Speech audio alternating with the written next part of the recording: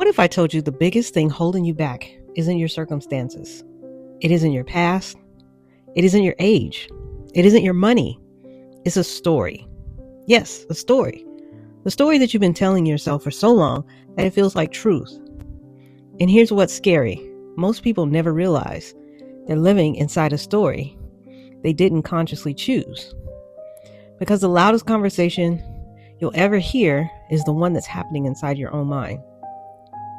Not the words you say out loud, the ones you whisper to yourself. I'm not disciplined. I'm always behind. I'm not confident. I'm not the kind of person who, every time you repeat these thoughts, your brain listens. Eventually, those thoughts stop feeling like options. They become your identity. And once something becomes your identity, your life begins to organize itself around it. That's why people stay stuck for years. Not because they lack potential, but because they keep rehearsing the same version of themselves. Here's the truth that changed my life. You don't act because of who you become. You act because who you believe you already are. Let me say that again. You don't act because of who you want to become. You act because who you believe you already are. Your identity is driving your behavior, not your goals, not your motivation, your identity. For years, I believed I was someone who stuttered. Every conversation, I expected it. I anticipated getting stuck. I rehearsed the struggle before I even opened my mouth. I wasn't just experiencing stuttering, I was identifying with it. Then something changed. I stopped introducing myself through that limitation. I stopped mentally practicing failure. Instead, I started seeing myself as someone who speaks.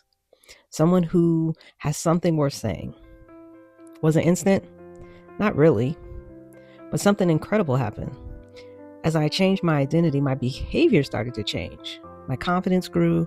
The fear got quieter. Because when identity changes, behavior follows. History is filled with people who rewrote their stories. Look at Oprah Winfrey. She could have allowed poverty, abuse, and trauma to become her final chapter in life. Instead, she refused to let her past become her identity. She began believing there was another version of herself. One with purpose, one with influence, one with a voice. She didn't just change her circumstances. She changed the story she believed about herself, and eventually, the world believed it too. Maybe your story sounds like this. I never finish what I start. I'm too old. I'm always overlooked. I'll never lose the weight. I'm just unlucky. But let me ask you something. Are those facts? Or are they simply thoughts you've repeated so many times that they've become familiar? Because familiarity is not the same as the truth. And here's the beautiful part.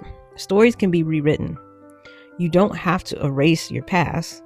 You simply have to stop allowing it to continue to write your future. Instead of saying, I'll never stay consistent, try saying, I'm becoming someone who keeps promises to myself. Instead of, I'm not confident, say, I'm practicing confidence every day. Notice the difference? One statement traps you, and the other creates possibility. Your brain listens carefully to the words you repeatedly attach to your identity. So here's the question. If someone listened to your self-talk for the next 7 days, what kind of person do you think that they would believe that you are becoming? Would they hear someone rehearsing limitation or someone creating a new future? Because every day, whether you realize it or not, you're casting votes for the person you're becoming. One thought, one choice, one action at a time. You're not stuck with the identity you inherited. You are allowed to outgrow old versions of yourself.